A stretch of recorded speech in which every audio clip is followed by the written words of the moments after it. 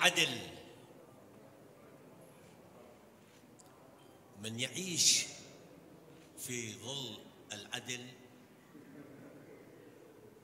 من يعيش في ظل العدل يعيش بلا خوف. والظلم يجرح النفس، يجرح النفس، أما العدل يشفيها. بلغتنا الأم السورة أو السريانية شلام اللوخن وكبيرة شيخ اللوخن. السلام عليكم ومية بكم. حضورنا الكرام، تحية المساء مقرونة بأصدق مشاعر أعضاء الهيئة الإدارية للمركز الأكاديمي الاجتماعي.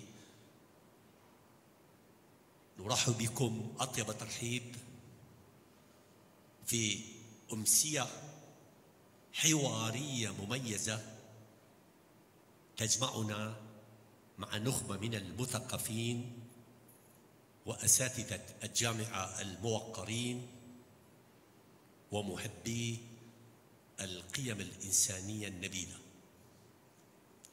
ويسرنا اليوم أن يكون معنا القاضي الجليل رزقار محمد أمين، أحد أبرز الشخصيات القضائية في العراق، الذي ارتبط اسمه بإدارة أهم محكمة في تاريخ العراق الحديث. وقبل أن نبدأ الحوار سنستعرض بسطور سيرته ومسيرته العلمية والعملية لنلقي الضوء على إنجازاته ودوره البارز في خدمة العدالة والمجتمع. القاضي رزقار محمد أمين حصل على شهادة البكالوريوس في القانون من جامعة بغداد 1979. نال الدبلوم العالي في العلوم القضائية في بغداد 1990-1992.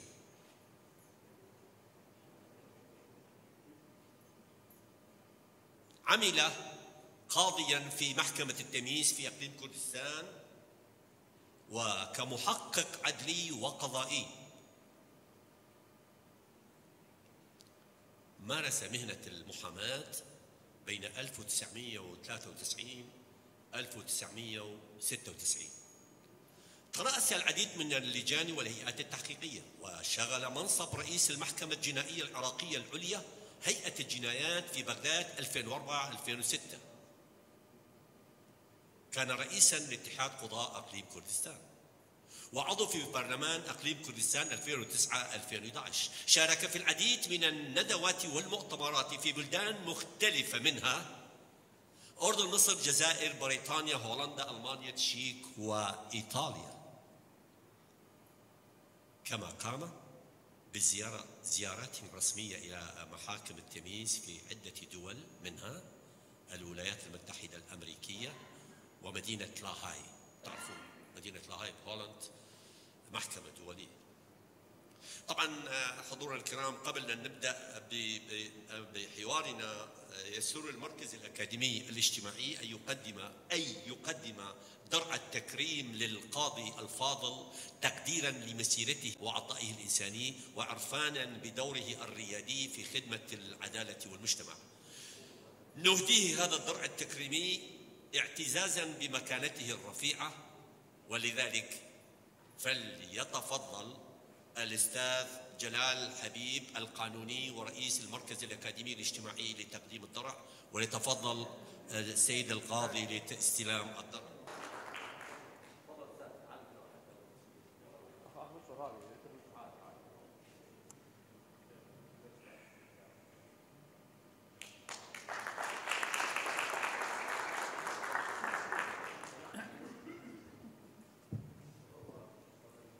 نتقدم للشكر الجزيل للأستاذ جلال حبيب رئيس المركز الأكاديمي الاجتماعي وتهنئة من القلب للقاضي الجليل الرزقار محمد أمين. والآن حضورنا الكرام نبدأ حوارنا بالأحرى نبدأ حوارنا مع ضيفنا الموقر.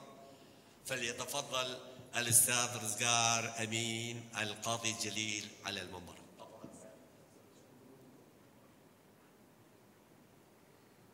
سعادة القاضي، قبل أن ندخل في تجربة، بالمناسبة بين قوسين أذكركم عندنا ربع ساعة إلى 20 دقيقة فالحوار ممتع يكون وثيق الصلة بمحاكمة صدام وتجربة الأستاذ القاضي، بعدين نفتح مداخلات.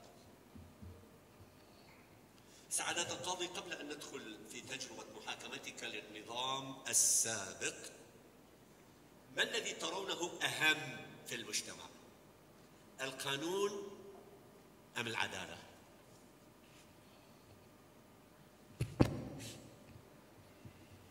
مساء الخير.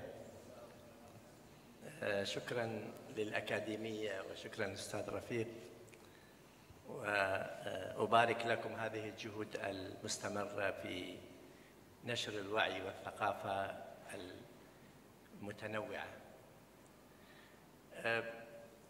سؤال مهم، سؤال تاريخي مهم.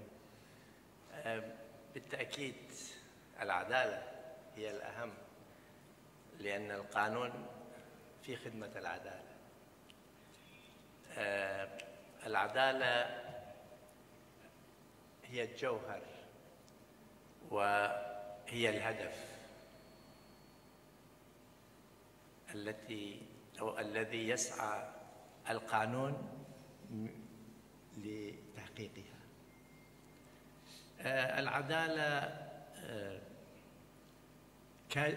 كامن أو في النفس. العدالة استراتيج والقانون تكتيك. جميل.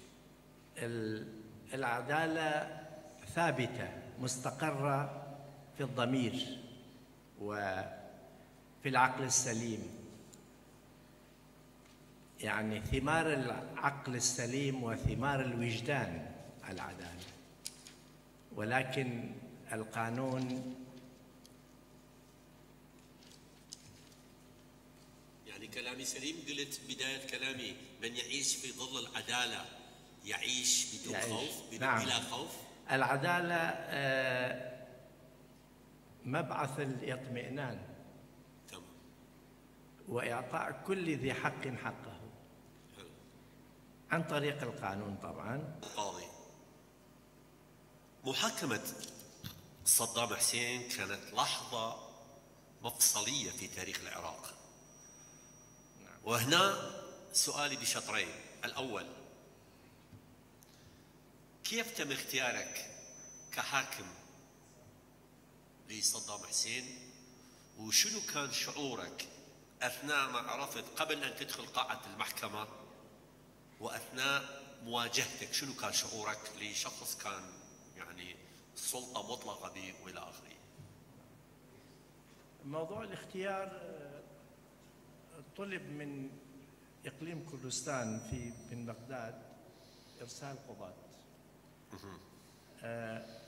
أثناء ما كانت حكومتين، حكومة في أربيل وحكومة في سليمانية. فالحقيقة احنا طلبنا من القضاة، أنا من سليمانية طلبنا، فما كان اكو استعداد من القضاة أن يذهبوا إلى بغداد. وتم الأسباب خوف كان شيء من القبيل؟ والله طبعا والأساس كان وقت حرج والأمن مفقود والظرف مضطرب ويعني فوضى كان. فتم إرسال اسمي ومن قالوا لي أنت مرشح من وزارة العدل طبعا. شنو كان موقفك حكومة السليمانية؟ من قالوا لك شو كان موقفك؟ تردد؟ فكرت لو راسا جاوبت؟ لا والله ما ترددت، لأن باعتباري قاضي يعني كواجب ما ترددت ورحنا يعني.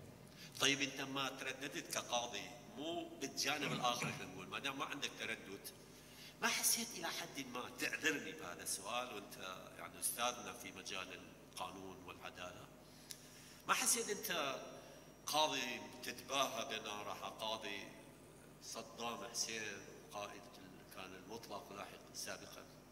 لا أبدا. شلون لا؟ لا أبدا. القاضي ما يتباهى بأنه يحاكم فلان أو فلان، لا أبدا. هذا ليس من شيم القاضي. أوكي. والقاضي لا يفتخر بأنه يحضر محاكمة شخص ما بسبب ما، وإنما هو من واجبه أن يؤدي واجب وبكل تواضع، وبالعكس يعني مفروض هذا يدخل باب الأنانية أو باب المصلحية اللي لا تأتلف مع القيمة العليا للقضاء نهائيا. جميل.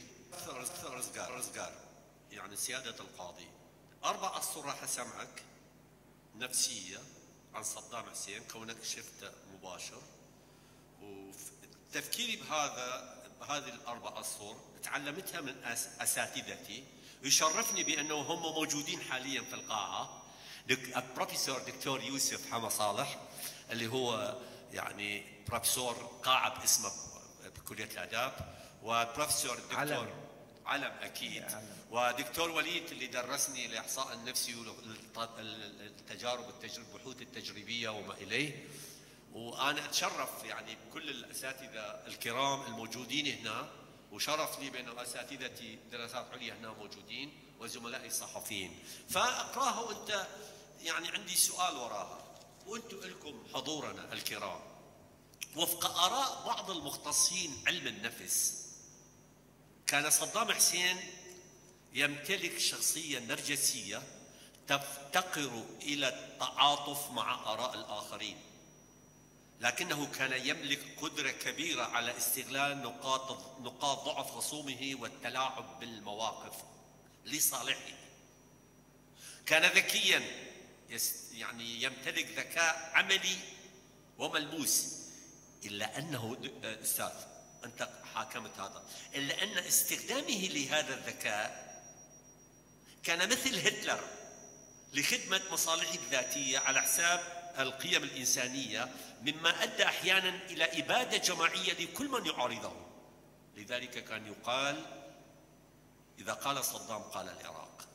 فكيف كان صدام حسين يحاول المحافظة على شعوره بالسلطة والسيطرة رغم وجوده داخل قفص الاتهام؟ نعم. تعليقك على كل هذا الكلام؟ نعم. والله صدام حسين كأي فرد عراقي، نعم، هو جزء من الثقافة الموروثة والمكتسبة للحياة في العراق، للمجتمع العراقي. زين. فموضوع النرجسية أو الأنانية يمكن أن يكون في داخل كل إنسان، معظم الناس، وخاصة السلطة هي اللي تخلي الإنسان اللي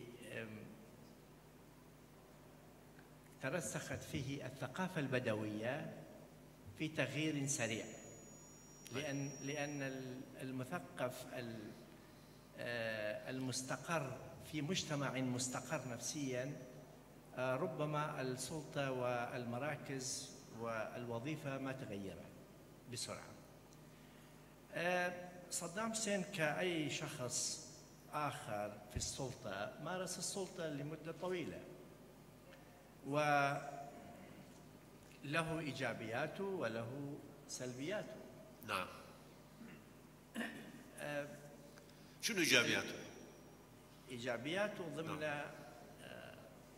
ضمن الممارسات التي مورست، خاصة البعثيين من جوي إلى الحكم في 68 غيروا سياستهم اللي كانت قد اتبعوها في 63. يعني جاءوا بسياسة جديدة حقيقة. قصدك قلل من تعصب القومي؟ في كثير من المجالات. يعني هم أولا من جوي كان بانقلاب أبيض، ما كان دموي. هاي نقطة مهمة، لأن الانقلابات في العراق كلها دموية بضمنها 63. وبعدين من تسلموا السلطة شوية شوية بدأوا يفكرون في أخطائهم الماضي. منها حاولوا حل المسألة الكردية. هذه أمور لازم واحد من يريد. الآن جنابك خليتني أمام مقارنة. طيب. مقارنة لشخص معين وهو حكم وحكم وحكم. هو كان متهم. هو كان متهم. ف يعني التعليم في العراق بالسبعينات نهض. موضوع الوضع الاقتصادي تغير. موضوع يعني هواية أشياء إيجابية. وسلبيات شنو؟ شنو سلبياتك؟ هاي إيجابية. سلبيات كان سلبيات أكثر من إيجابيات؟ لا طبعا سلبيات، مو بس سلبيات، وربما جرائم أيضا. احنا شنو؟ واحنا هم لا ننسى بأنه سلبيات أولا غياب الحرية. الحرية هي الأساس لأي مجتمع، لتطوير أي مجتمع. طبعا أكيد. احنا مشكلتنا في هذا البلد أن ما نؤمن بحرية الفرد. وإذا الفرد ما ينمو في داخله ويؤمن بنفسه وبقدراته وبتوجهاته، هذا من المشاكل الكبرى يعني اللي يخلينا نتبع ثقافة القطيع. فثقافة القطيع هاي المشكلة الكبيرة بالنسبة والأساتذة موجودين.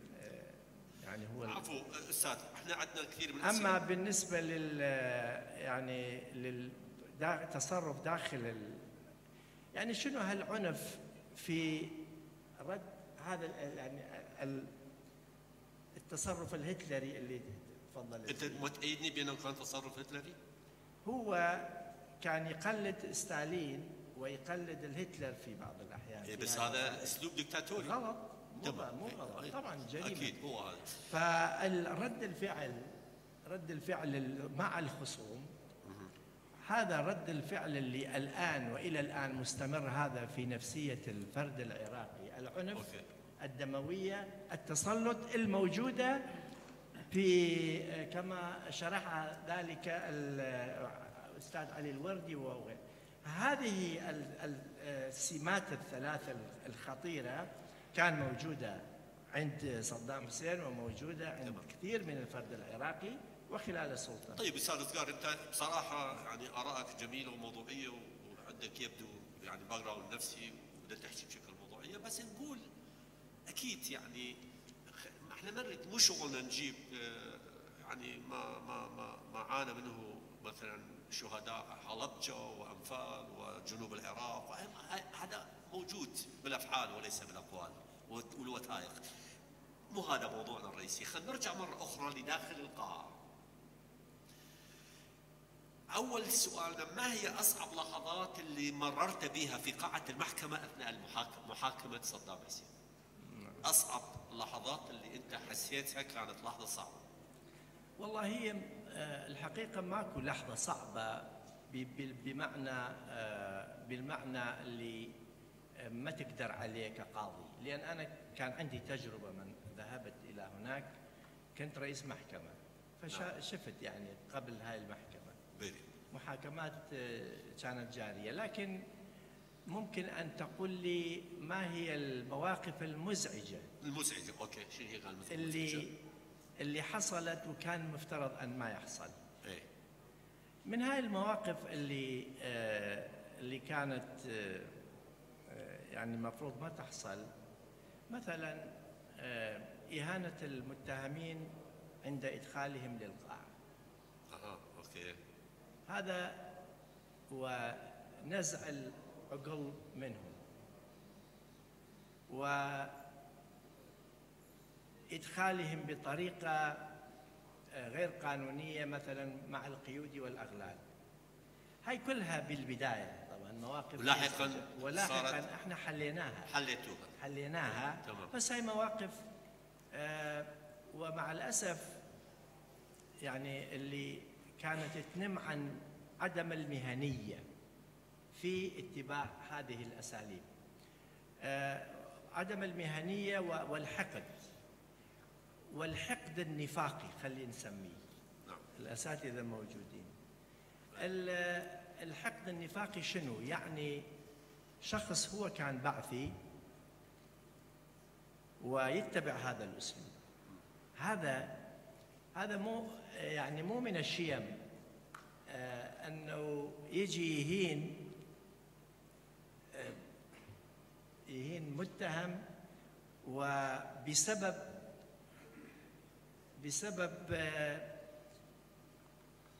هو كان رئيسه، هو كان مسؤول الحزبي، وبعد ما انهار حكمه هو يجي حتى يقدم أو ترضية وهو كان حزبي أصلاً. يعني صارت قضية شخصنة؟ مو بس شخصنة عدا شخصنة، هذا لتقريب هذا الشخص نفسه إلى سلطة جديدة. أوكي.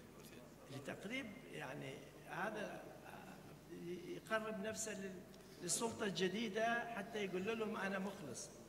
أنت قبل انهيار السلطة كنت بعثي، وبعد انهيار السلطة على الأقل اقعد ببيتك، وإذا دخلت حتى في المحاكمة كون بمستوى المهنية والأخلاقية، رغم أنه كان في قانوننا كان يفترض أن لا يكون معنا بعثي. طيب، لكن هو كان أستاذ رزقار، بالمقابل خلينا نكون صريحين موضوعيين، احنا مجرد نحكي أشياء كما هي، واقع كما هو بشكل موضوعي.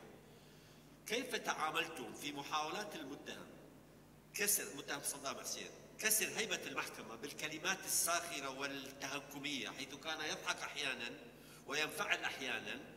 يعني ما تفسيركم لهذا السلوك إلى درجة قال الحاكم احترم نفسك؟ تعليقك. والله خلي أكون يعني أجاوب أكثر صراحة. جاوب. يعني دائما أنا أحب أن أكون صريح. أنا كان يعني أشوف إذا واحد في موقع رئيس دولة وتحول إلى متهم في قضية، وربما يعني ماكو غير السياسة في هذه المسائل. نعم. عيب على رئيس الدولة أن يكون ضعيف، عيب على رئيس الحزب، عيب على مسؤول إداري رفيع المستوى أن يكون ضعيف. فأنا ما كنت أستغرب ولا كنت أحب أن يكون صدام حسين ضعيف بالمحكمة، ولا هو ولا اللي في موقع مسؤولية. ضعيف شنو الأقصد؟ ضعيف بمعنى المنهار أو المنهار نفسياً بسبب انهيار سلطته، لأن الشهم ما يتقيد بالسلطة. صحيح هو في السلطة، لكن إذا انهار سلطته الإنسان المبدئي مفروض أن يكون قوي. فمن الطبيعي أن يكون شخص في مستوى رئيس الدولة أن يكون قوي. في وقتها المرحوم شيخ محمود الحفيد عندما تم محاكمته من قبل الإنجليز، ذب المشكي ماله الشراوية مالته باتجاه القاضي. هذا أنا ما انتقده، وأرى أن القاضي مفروض أن يتقبله. فهو من يتظاهر أنه قوي مفروض أن يكون فعلا قوي. هذا من هذا الجانب. أنت تعتقد كان شجاع ولا يظاهر بالشجاعة؟ والله اكو واحد ما يخاف، الخوف غريزه الموت. انا اعدامنا ينتظرني، يعني خوف عند كل انسان موجود. تعتقد كان صدام شجاع ام يظاهر بالشجاعه؟ والله احنا انا اشوف اذا تسالني عن الشجاعه في السلطه، في رئيس السلطه تقديم اجمل الخدمات واجمل حياه الى بلده، هذه شجاعه. أنا ما أرى في شجاعة الرئيس أو سلطة معينة أو حزب معين إلحاق الأذى والتدمير بالاقتصاد وبالشعب، هذا مو شجاعة. لكن نتكلم عن جزئية معينة في موقف معين. أنا ما شفت صدام حسين خايف. ما شفته خايف؟ لا أبداً ما شفته خايف، شفته طبيعي، وشفته ما يبالي بهذا الموضوع، يعني هل يعدم او لا يعدم. وانت ما كنت مع الاعدام اعتقد؟ لا انا ما مع الاعدام. ما مع الاعدام؟ لا او ما مؤمن يعني بالاعدام. انت ما تؤمن؟ ليش؟ لا. وهذه يعني تعتقد الاعدام هو بحد ذاته جريمه؟ اعدام هو قتل قانوني. قتل قانوني. يعني هو احنا نحاسب الشخص لأنه قتل، وأنت شوف أكو واحد من الأدباء والمفكرين يقول القاتل يقتل وهو إما منفعل أو بعصبية معينة، لكن أنا أستغرب القضاة يحكمون أو يقررون القتل وهم هادئي البال. الآن مدرستين موجودة لموضوع الإعدام، مدرسة ما تؤمن بالإعدام، وحتى المحكمة الجنائية الدولية اللي ترى في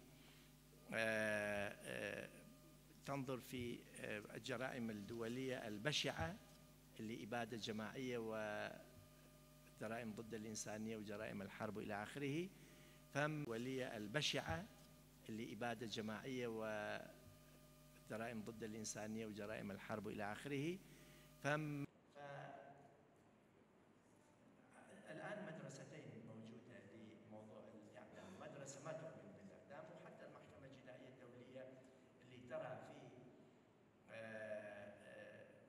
تنظر في الجرائم الدولية البشعة اللي إبادة جماعية وجرائم ضد الإنسانية وجرائم الحرب إلى آخره، فما تؤمن بعقوبة الإعدام ولا تنص على عقوبة الإعدام في قانونها، قانون المحكمة الجنائية الدولية.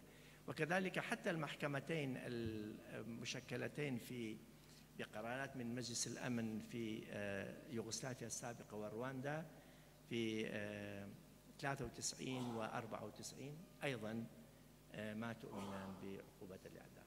ودول كثيرة يعني تركت عقوبة الإعدام وجاوزتها، والمفروض يعني أكثر الناس اللي اكتوت بنار عقوبة الإعدام الشعب العراقي من الكرد ومن العرب، خاصة لأن عقوبة الإعدام هي أساساً المفروض ما تكون موجودة في الجرائم السياسية أبداً، بس اللي أكثر الجرائم أكثر العقوبات اللي فرضت بحق الناس عن قضايا سياسية. ولهذا أنا مفروض يعني الثقافة العراقية تتجاوز مرحلة الإعدام و طيب تترك هذا الجانب اللي القضاء مفروض ما يعني عفو سيادة القاضي، عندنا سؤال أخير حتى نفتح مجال للمداخلات، نكتب اسماء اللي عندهم آراء معينة. لكن قبل طبعا آراء اللي حكيتها أكيد بالجانب القانوني، مرات أنت تحكي قانونيا لكن مرات مجرد هذا رأيي قد يكون الحقيقة أحيانا أقوى من القانون.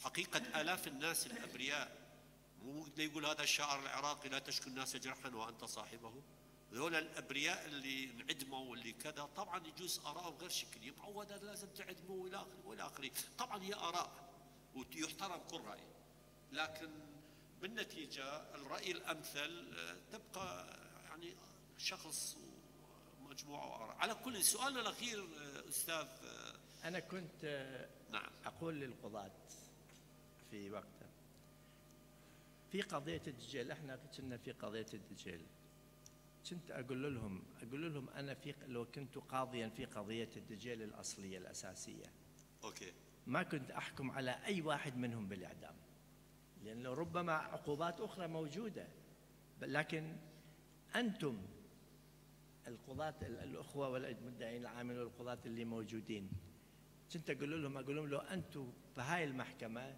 كنتوا صدرتوا نفس الحكم بالإعدام في وقت. أستاذ رزقار، لا سمح الله 10 من عائلتك، لا سمح الله 10 من عائلتك واجوا شفت مقبرة جماعية وعرفت الشخص كقاضي، ايش راح يكون قرارك عليه؟ 10 من أقرب المقربين، ولدك أخوتك كلهم مقبرة جماعية شفتهم. نعم. أنت كقاضي ايش راح يكون موقفك لهذا الشخص؟ أنا ما راح أقدر أحكم بهذه القضية لأنه ممنوع علي كقاضي، هذا ما أقدر. لا أنا كقاضي كقاضي ما أقدر. أوكي. بس رأيك الشخصي. بس شوف، أكو فرق بين أن أنت تعادي عقوبة الإعدام وأن تعادي الجريمة. أنا أكثر الناس ضد الجريمة. أوكي تمام. بالعكس يعني أنا جريمة إذا من الساب إلى القتل، طبعا القتل أشد أنواع الجرائم، وخاصة القتل بدوافع سياسية يعني وبدون سبب ومتعمد قصدك. طبعا لا يعني مثلا اللي صار خاصة في قضية الأنفال يعني أشوفها أنا من أقسى وأبشع الجرائم اللي صارت. كل الأنفال اللي صارت في لأنه صار بدم بارد. صح. هذا اللي الخطورة في الجرائم، أنه يصير بدم بارد وبهدوء. هناك مرات تحصل الحروب داخل في وقت الحرب، يحصل يعني جرائم كثيرة، لكن الجرائم التي تحصل بدم بارد وبهدوء وهناك وقت للتفكير، هذه خطوة. احنا حتى في قانون العقوبات احنا عندنا القتل العادي يختلف عن قتل مع سبق الإصرار، إذا اكو تفكير هادئ، التفكير الهادئ المصمم عليه. ولهذا يعني مشكلة جريمة، لكن العقوبة، نوع العقوبة مو شرط كل العقوبات أنه أنت تجي فقط الإعدام، أكو عقوبات كثيرة وأكو بدائل، هذا اللي احنا نقصد. أما أنت تعادي الجريمة طبعا يعني لازم تعادي الجريمة. أنت كشخص 10 مثل ما قلت، أعيد مرة أخرى وننهي وننتظر المداخلات. 10 من ولدك والله احنا شنو كان قرارك يكون؟ أستاذ رفيق، شوف احنا يعني لازم نكون متفتحين على العالم. أكيد. هناك بعض الدول اللي حصلت فيها جرائم دولية، الجرائم الدولية اللي حصلت مثلا في جنوب أفريقيا، في رواندا. تمام. في جنوب أفريقيا هم التجأوا إلى العدالة الانتقالية والتجأوا إلى المصالحة. فمن الأمور اللي كانوا اتبعوها، اجى القاتل أو المجرم اعتذر للضحايا، هاي طريقة من الطرق اللي هم اتبعوها. بعدين اكو يعني تعويض مفروض للضحايا يتعوضون، وهناك نعم. وفي الآن في رواندا شوف يعني أكثر من 1,000,000 شخص قتلوا، صح، وكله بدون سبب. الآن رواندا من أجمل البلدان. شوف، هو هذا مفروض أن يكون رد الفعل السياسي المفروض ما يكون بدوي انتقامي ثأري. احنا نريد نبني لمجتمع متطور قوي ديمقراطي متماسك سلمي، نناشد للسلم. فالقتل ما تنتج إلا القتل. فاحنا اللي نريده، وكنا نأمل أن تكون هذه المحاكمة وهذه المحكمة صفحة جديدة لعراق جديد بعقلية جديدة، وليس امتداد لعقلية العنف ولعقلية السهر والإرهاب. تمام.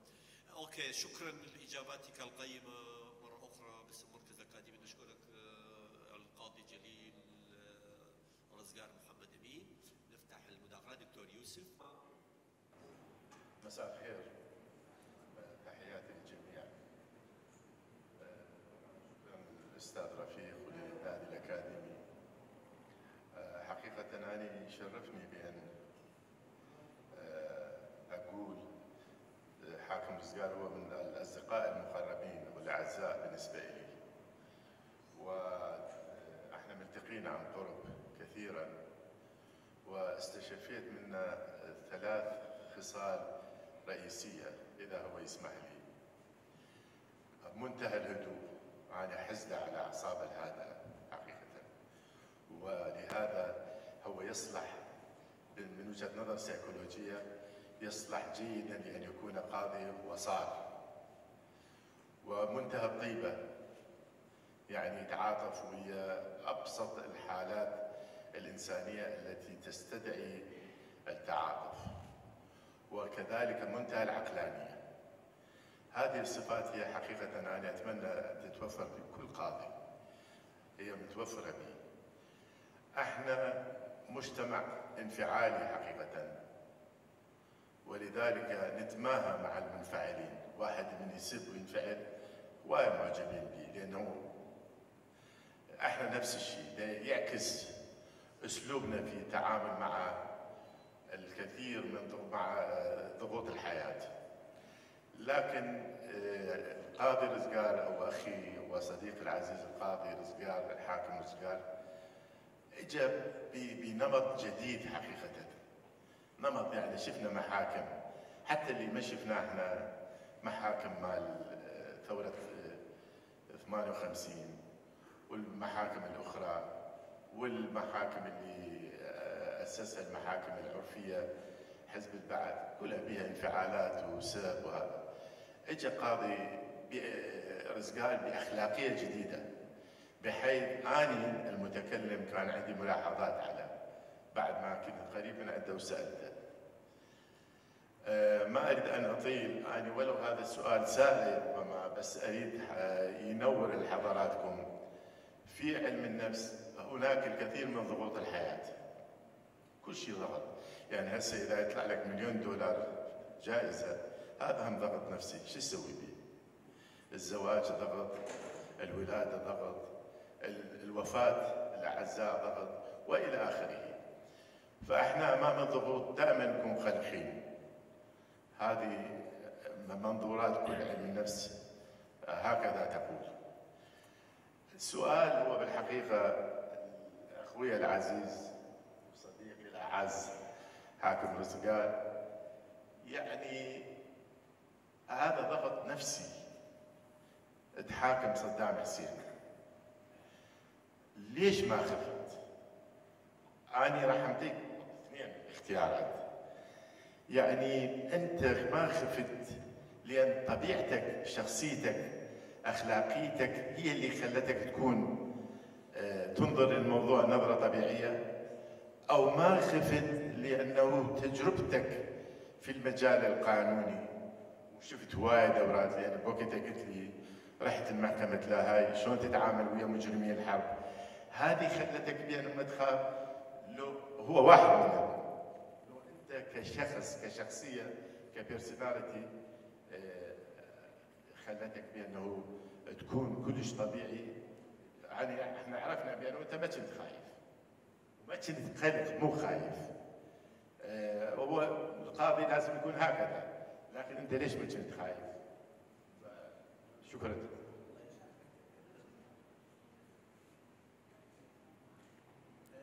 والله كنت محايد. إذا تكون محايد تنظر إلى الموضوع بمهنية وبموضوعية ما راح تخاف. وأنا مؤمن أن القاضي ما يخاف إلا من ظلمه. القاضي العادل المفروض أن يكون ما يخاف. يعني الخوف هو أساساً مرض.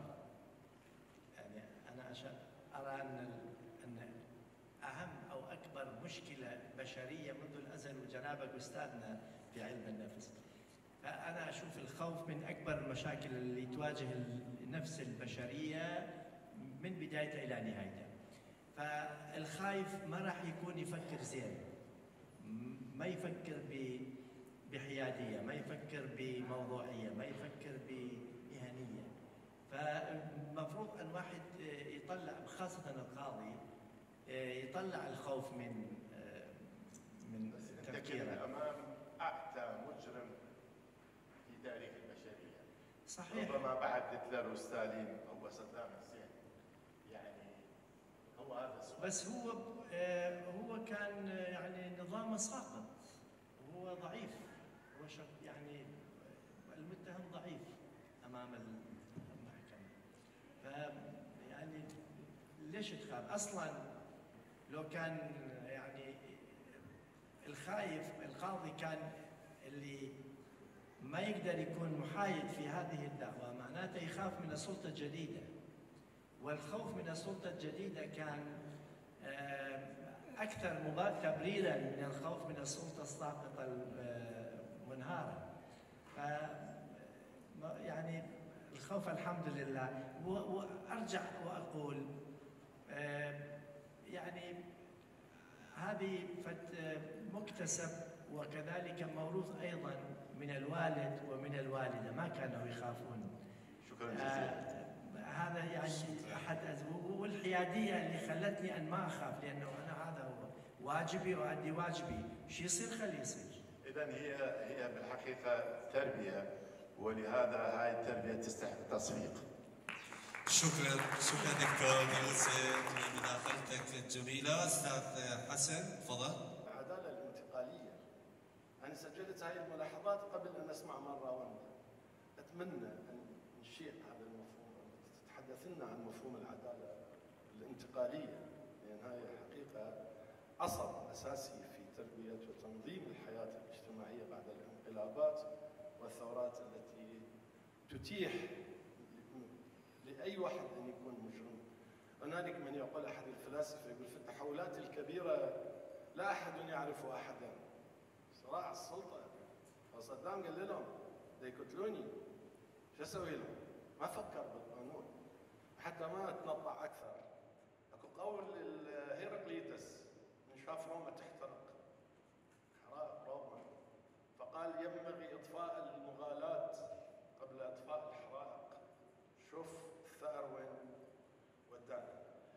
ذكر على مواقف طريفة أن أبو حنيفة النعماني عندما اختير قاضي القضاة من قبل أبو جعفر المنصور سكت.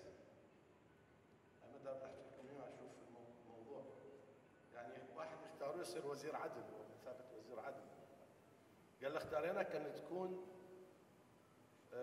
قاضي القضاة، منصب كبير. سكت بس. هذا السؤال ثار ريبة الخليفة، قال له شبيك غير تقول لي سمعا وطاعة؟ قال له ذكرت كلام النبي محمد نبيك. قال له شو يقول؟ قال له يقول كل قاضيين، كل 3 قضاة 2 منهم يروحون النار. شوف انت امام معضلة كبيرة. كل 3 قضاة 2 يروحون للنار. إذا عدل. السؤال الأخير، أو مو سؤال، هي مداخلة، ما دلالة. عندنا مداخلات، العفو هواية، لطفا شوية. كملت. السؤال الأول، ما علاقة تأثير الإعلام، ما تأثير الإعلام والرأي العام على القاضي على سلطة القرار؟ والسؤال شوي شخصي. نعم. هذا سؤال مهم. أولا بالنسبة للعدالة الانتقالية، بس أنا أقول لك حتى أروح. السؤال الآخر، أختي رشحت مرتين لرئاسة الجمهورية. مرة واحدة. ليش ما صارت؟ ما صارت. شلون يصير يا أستاذ حسن؟ تريد يصير؟ الغريب أن يصير. بالنسبة للعدالة الانتقالية بعد الحروب وبعد الحروب الأهلية والأزمات اللي تعصف بالبلد عادة، هذا نمط جديد في الحياة لطي صفحة الماضي، وتبدأ بالمصالحة وبالمحاكمة وبالتعويض وبتخليد الذاكرة. هذه مراحل لازم تتبعها أي البلدان التي تعرضت وعصفت بها الحروب الأهلية والداخلية.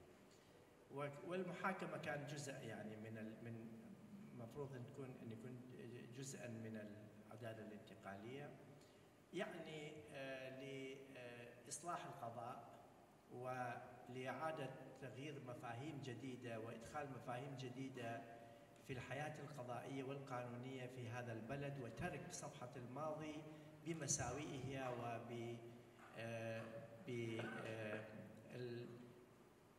التي ارتكبت خلال الحقبة الماضية. هذا بالنسبة للعدالة الانتقالية، والعدالة الانتقالية لم تفلح في العراق ولم تنجح.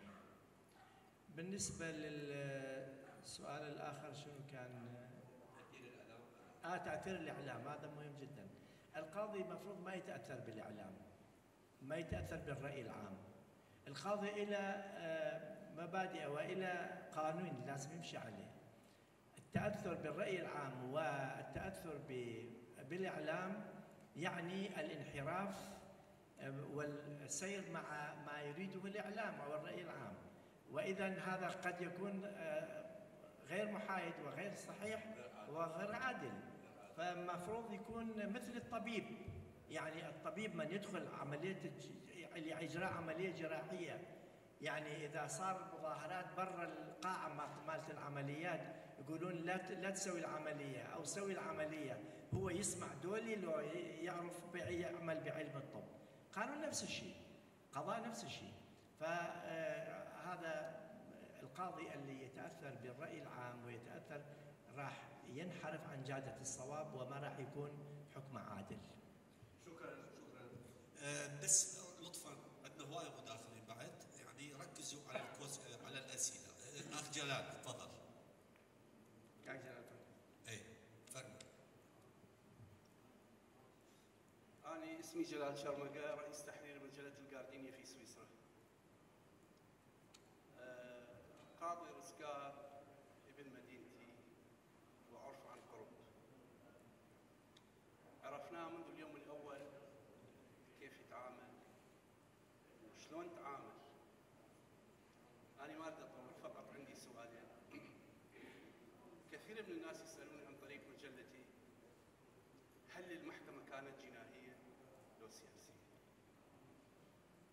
ثانيا، لو كنت حضرتك القاضي الأخير بدل رؤوف هل كنت تحكم على الرئيس صدام حسين مجددا؟ شكرا. نعم. طبعا المحكمة كانت وليدة تغيير ضرب سياسي، هاي بلا شك. هاي مشكلة الشرق الأوسط، المشكلة بها السلطات رغم ارتكابهم للجرائم لا يحالون للمحاكم إلا بعد انهيار سلطاتهم. فإذا لو كانت السلطة قائمة وباقية ما راح تكون أمام المحاكمة. إذا هي بها جريمة لكن ضمن إطار عام كمحكمة بدوافع سياسية وبتغيير وضع سياسي هي اللي ولدت عنه المحكمة. هذه جانب. والجانب الآخر أنا ما مؤمن لا بعقوبة الإعدام طبعا، وخاصة تلك القضية كان جاوبت على هذا السؤال بداية. نعم كان بها خصوصية تلك القضية خاصة. يعني مفروض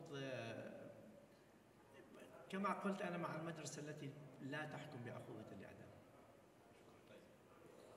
أوكي شكرا. ست دلال تفضلي شاعرتنا. طبعا دلال صليوة تكتب شعر باللغة الكردية والسورة السريانية أيضا. دستان خوش بي لبو أو دانشنا جوانا برسيارم لبو جنابي قاضي لبرتي لماذا انسحبت في محاكمة صدام حسين؟ هل كان خوف؟ برسياري كان باشا تو وقت دستوري عراقي، هل الدستور العراقي يخدم حقوق الأقلية؟ إيما وقت كمينة كان دستوري عراقي يعني حكمي لو وقت بيك هاتا كان إيما كمينة بيك هاتا كان. والله من أصلا إيمانا بكمينة النية بويتنا كمينة يعني ناخذ أزاني بوشي تو بابي بلم منيش حزناك أو مصطلحي بكابينة أما عربيش بلم بوي جماعتي اشتري. أنا أصلا ما مؤمن بموضوع الأقلية. ماكو أقلية، اللي يحمل الجنسية العراقية هو الأكثرية. بس خوش ما عندي أنا شنو الأقلية؟ أنت المواطن مفهوم يعني تتمتع بكل حقوق المواطنة سواء كان من العدد اللي قوميتك أكبر عدد أو أقل عدد، أو دينك أكبر عدد أو أقل عدد. ما عندنا يعني، أنا هذا بإيماني موضوع الأقلية والأكثرية ما عندي. أنا عندي من يحمل الجنسية العراقية والمواطن الصالح ومبدأ المواطنة. أكيد. شكرا سيد دلال. دكتور موفق. وحقيقة أنا مؤمن بهذا الشيء، يعني مو مجاملة، لا والله مؤمن بهذا الشيء. إيمانك إنساني وجميل. تفضل دكتور موفق. دكتور موفق أستاذ أكاديمي، الحقيقة يعني جدا جدا سعيد وأشكر المركز الأكاديمي بأن وفر لنا هاي الفرصة بلقاء الأستاذ الجليل أستاذ رزقار. الحقيقة الوقوف، مجرد الوقوف أمام قاضي هو رهبة، فوقوفي أمام حضرتك رهبة واعتزاز، رهبة بوقوف أمام قاضي واعتزاز بشخصية عراقية، وإنه ما أقول عراق وإنما عالمية. يعني محاكمة صدام حسين عيون العالم كلها كانت شاخصة أمام التلفزيون تنتظر ماذا، كيف يأخذ الحاكم حقوق الشعب العراقي من شخص كان يحكم العراق. قسم العراقيين يعتبروه مجرم وقسم يعتبروه بطل، فكيف هو يعني يجعل ويراوش بين هذه الأمور. أستاذ رزقار، أنا كنت أسأل حضرتك على سبب اعتذارك عن استمرار بالمحاكمة، ويمكن جاوبت الأستاذ عن الموضوع هذا، قلت تدخلات سياسية، وهذا يعني أنا أحترم رأيك على هذا الموضوع. لكن حضرتك ذكرت أنه العدالة أفضل من القانون. في العراق موجود قانون لكن ما موجودة عدالة. في رأي حضرتك قاضي كيف تحقق العدالة في العراق؟ بالرغم أنه موجود عندنا قوانين لكن ما موجودة العدالة. تحقق العدالة حقيقة في العراق بتأسيس نظام حكم يؤمن بالعدالة. يعني كيف أستاذ؟ يعني نظام حكم مؤمن بالحرية، مؤمن بالعدالة الاجتماعية، مؤمن بتوزيع الثروة توزيعا عادلا، مؤمن بأن المواطن العراقي هو الأساس وهو المحور، مؤمن بأن المحاصصة خاطئة سواء كان قومية أو دينية أو مذهبية أو حزبية، نظام حكم مدني ويؤمن بأولوية الحقوق للفرد وما يؤمن بالظلم. وفي العراق أنا يعني حقيقة الوضع اللي الآن نرى في العراق جنابك صحيح على حق أنه لا توجد عدالة. كيف العدالة وإذا الثروة ما تتوزع بشكل عادل؟ كيف العدالة وإذا كانت المناصب ليست بشكل عادل؟ كيف العدالة وإذا كان الرجل المناسب ليس في المكان المناسب؟ فكيف العدالة إذا الخدمات والأمور الأخرى مهملة وثروة العراق تذهب إلى أمور ما لا علاقة بالعراق؟ فطبعا لازم أنت وباقي روح الانتقام. يعني بصراحة الإقليم يعني خطوة جبارة. يعني بعد 2003 قال عفى الله ما سلف وخلص. نعم. العراقي بالإقليم عايشين كل متساويين. للأسف في باقي مناطق العراق لا زال روح الانتقام، ولا زالت يعني هذه روح الانتقام تولد أيضا انتقام لمرحلة أخرى. يعني العنف يولد العنف والانتقام يولد انتقام. نعم. لمرحلة قادمة.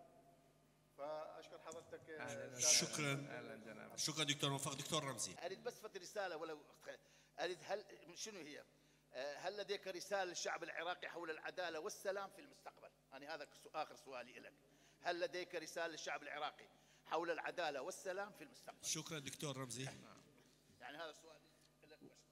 والله ما راح يستقر البلد بدون السلام وبدون العدالة.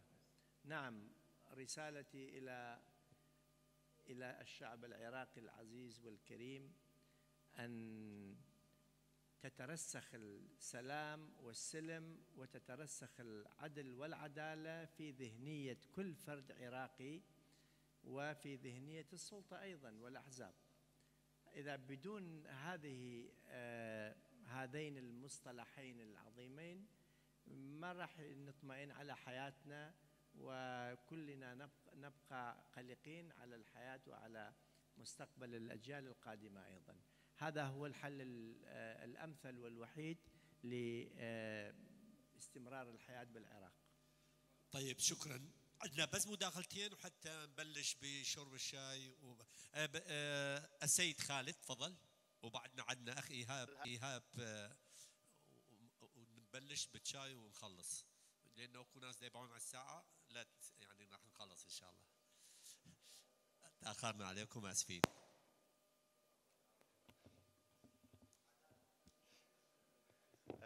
شكرا جزيلا حضرة القاضي، وشكر موصول للمركز الأكاديمي. السؤال إلى جانب إنساني ومهني.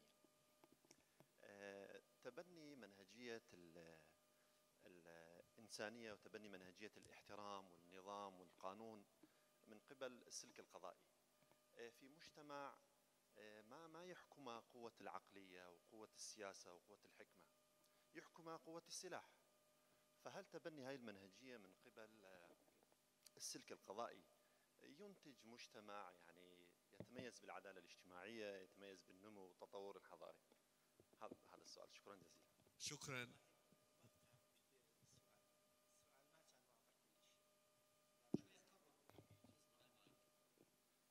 سؤال حضرة القاضي تمام، له علاقة بالجانب الإنساني والجانب المهني. تبني السلك القضائي لمنهجية الاحترام، النظام، القانون. يعني حضرتك أثناء المحاضرة ذكرت أهمية احترام الإنسان، يعني بغض النظر عن شنو اللي قدمه، على مود يعني من ذكرت أنه كانوا يهينون المتهمين. فتبني نظام الاحترام، النظام، القانون من خلال السلك القضائي في مجتمع ما يحكم قوة العقل، قوة السياسة، قوة الحكمة، تحكم قوة السلاح. هل تبني هذا المنهجية يعني ينتج مجتمع يتميز بالنظام العدالة الاجتماعية، يتميز بالنمو والتطور الحضاري إن صح التعبير؟ نعم، يعني جنابك تقصد السلوك اللي سلوك الهدوء والاحترام هل يغير المجتمع أم لا؟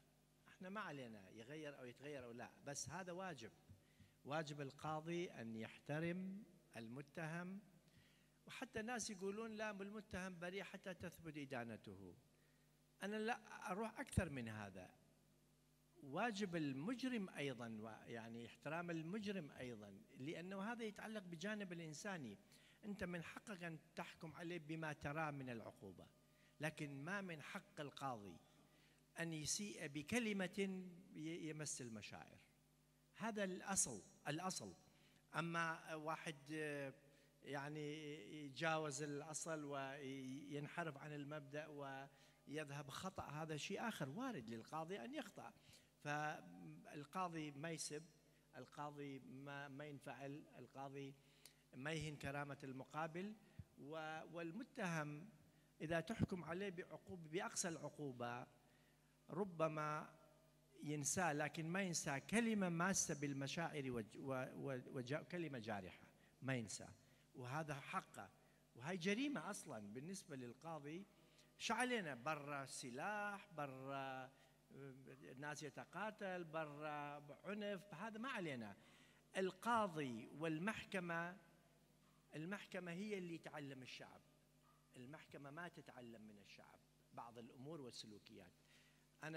أنا ما أتجاوب مع انفعالات الشعب في قضية معينة، لأنه حتى لا أخرج من جادة الصواب.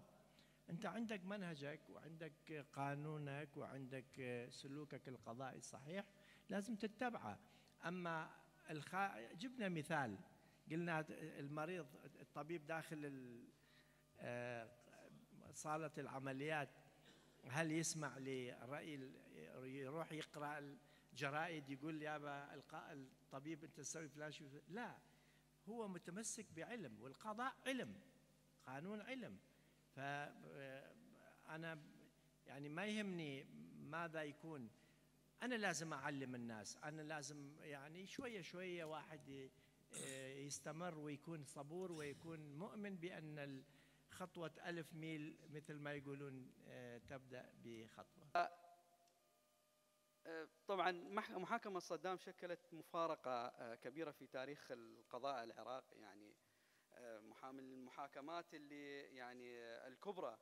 واليوم راح أسأل سؤال أنا ما يتعلق بمحاكمة أن صدام، مصطلح غير أيضا المود. اليوم عندنا احنا مسألة الذكاء الاصطناعي والاستخدامات قد تكون عفوا من الكلمة لا أخلاقية. شكرا. أشياء أخرى قد تحصل اللي تأثر على الشارع العراقي والشارع العربي. شكرا. المداخلة الأخيرة، شكرا. مداخلة أخيرة رابية كات. ما مدى إمكانية مداخلة؟ آسف، عندك إنشاء أو تأسيس أو whatever محكمة رقمية عراقية؟ لا عادي حقك. آسف هسه ورا أنت. محاكمة هكذا جرائم. وهل تفضل. شكرا أستاذ رزقار على هذه الملاحظات وما تحدثت عنه، حقيقة ريحني.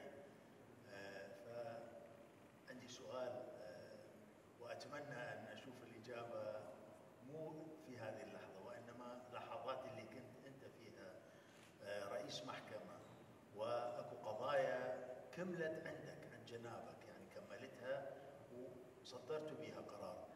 هذه القرارات اللي صدرتوها الآن من تلاحظها، هل أنت مرتاح بها أم كانت في تلك الفترة هي الحكم يعني لأسباب صدرتها؟ شكرا. يعني خلي أجاوب بطريقة أخرى. هل أني نادم على قرارات قد أصدرتها أم لا؟ إلى الآن ما نادم على أي حكم صدرته، وأنا يعني صدرت أحكام كثيرة مدنية وجزائية، وكنت في التحقيق أيضا مارست. والسبب شنو أستاذ؟ السبب أنا ما استعجلت في إصدار الأحكام نهائيا، وكنت يعني في تأني تمام، وأرجع إلى المصادر، وربما مرات حتى أكون صريح. أنا كنت يعني قاضي في سليمانية، مرات الأمور الغامضة عندي أجمعها، والأشياء اللي أبديت رأيي بيها. عندي أصدقاء وأساتذتي كنت أروح، والوقت كان ما مناسب أنه سفر إلى بغداد، كنت بين فترة وفترة أجمع لي هذه المسائل كلها وأروح إلى بغداد ألتقي بزملائي وأساتذتي القضاة، فأنا أتناقش معهم. ربما أخر الدعوة لفترة قصيرة، لكن لم أصدر قرار على العجالة أبدا، ولهذا يعني ما نادم على أي قرار. القرارات اللي أصدرتها إذا ترجع الزمن إلى الآن راح يكون نفس الأحكام.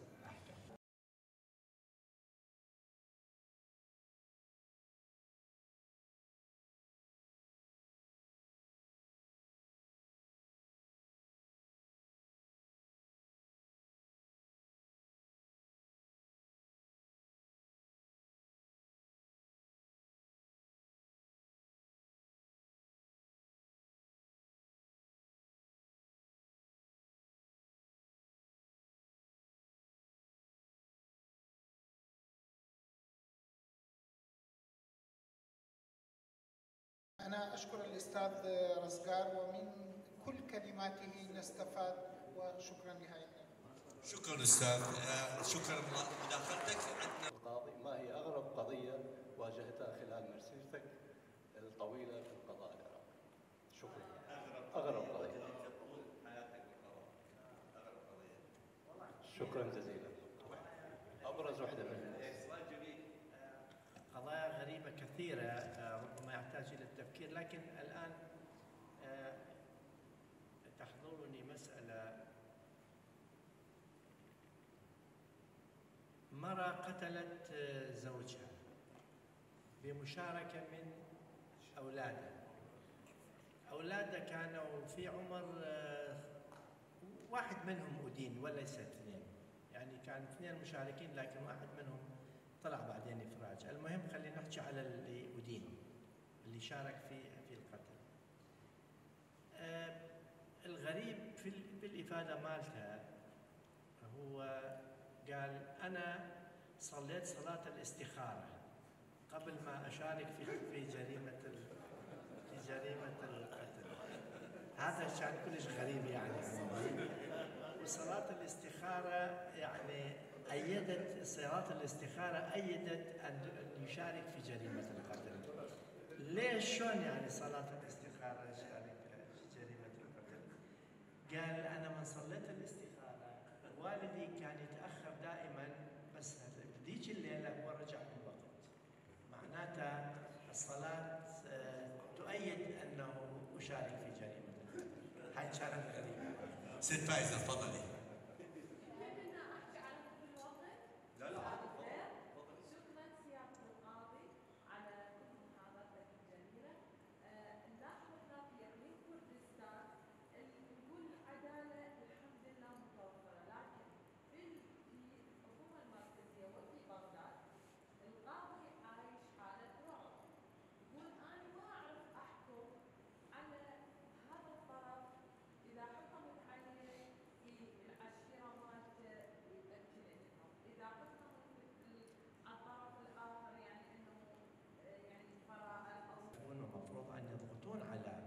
ومو بس القضاة، مفروض المحامين والادعاء العام، يعني هم لو كلهم يتكاتفون شنو المجرم شنو هو خايفه من يعني.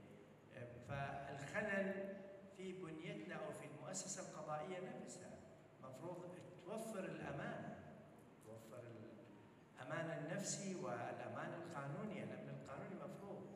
فهذا ليس عذرا، وانما يجب معالجة المشكلة. والأخوة خلينا نلغي المحاكم كلها ونبدي بالمصالحات. شكرا أستاذ الفاضل القاضي جليل. سؤالي هو كان مدى يعني خضوع قضاة المحكمة الجنائية بعد استقالته للضغوط السياسية. هذه الضغوط السياسية أسهمت في أن يتحول القضاء بيد السلطة التنفيذية، وأصبح القضاء مسيس. يعني مدى هاي الضغوط جعلت القضاء مسيس، وكيف تعالج هذه المسألة كي يكون القضاء مستقلا ونزيها؟ شكرا. أستاذ يعني هو أصلا بالدستور القضاء هناك فصل السلطات وسلطة مستقلة. نرجع إلى موضوع الفرد. الفرد هو أساس في أي عملية، يعني كقاضي، كوزير، كرئيس دولة، إذا ما متنامي وما مشبع بالأفكار والقيم والمبادئ التي تعمل فيها في أي مهنة، فقط مهنة القضاء. فأنا أولا موضوع كسلطة لازم تكون سلطة مستقلة، وتعطى الإدارة لأهل القضاء نفسهم ويوفر لهم. اولا احس تكلمنا مثل على نفس يعني تقريبا قريبه الموضوع، يعني قريب انا الان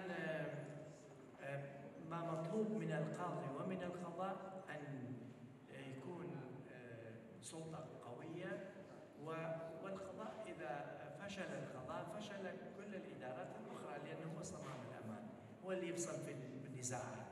يعني القضاء الضعيف ما معذور، يعني الحكومه اللي ما تحترم نفسها يخلي القضاء ضعيف. هاي لان الفساد ولان الظلم يحتاج ويريد ويرغب في ان لا يكون هناك امام المساءله، والقضاء الضعيف طبعا يستجيب لهذا الشيء. نحن بحاجة إلى ثورة في العدالة. بس مداخلة أخيرة، لو كان القاضي منتميا إلى تيار سياسي أو يؤمن بأيديولوجية معينة، هل يعني هذا يعطيه دافع لكي يتخذ قرارات؟ لو كان سياسي، شوف أنا أكو أنظمة سياسية يقبل دخول القاضي في الحزب. أنا حتى هذا ما عندي مشكلة، القاضي أن يكون منتمي إلى حزب معين، لكن يشترط أن لا يخلط عمله مع إثارة الدعوة ومع التحزب ماله. في ألمانيا الحزب ممكن أن يدخل القاضي للحزب. فموضوع الحزبية حتى أنا أخشى من الحزبية المتسترة ومن الانحياز المتستر أكثر بكثير من المعلن. القاضي المعلن هو عنده منتمي إلى حزب معين ما فيها شيء، بس يكون لا يؤثر على قراراته، لا يؤثر ولا ينحاز إلى حزبه. عندما يأتي قضية متعلقة بحزبه خليه يترك هذه القضية ويكون واضح وشفاف. احنا خايفين من شنو؟ من التستر. فشخصية القاضي مهمة. اوكي شكرا. اذا بفقدان العداله تزداد المخاوف والقلق والتوترات النفسيه، وخاصه الخوف من المجهول اللي هو اخطر من الخوف من المعلوم. بالنهايه احنا نقول باسم المركز، طبعا راح نشرب شاي ونروح، باسم الهيئه الاداريه لمركز الاكاديميه الاجتماعي نقول شكرا جميلا، شكرا شاسعا، شكرا للقاضي الجليل الاستاذ رزقار محمد امين، وشكرا لكل من حضر وتحمل الى نهايه النقاش. على هذا دليل على محبتكم للتوسيع الخيال. والكلمه الاخيره اتركها للقاضي الجليل، شو تريد تقول للحضور للمركز الاكاديمي لهذا طالبك؟ شكرا جزيلا استاذ رفيق على هذه المحاضرة الجميلة التي جنابك جعلتم من المحاضرة شيقا، وجنابك محاور ممتاز من الدرجة الأولى. ولولا قيادتك أو محاورتك أو إدارتك لهذه الجلسة لما كانت النتائج طيبة مثل ما الحمد لله طلعنا بها. وشكرا للمركز وشكرا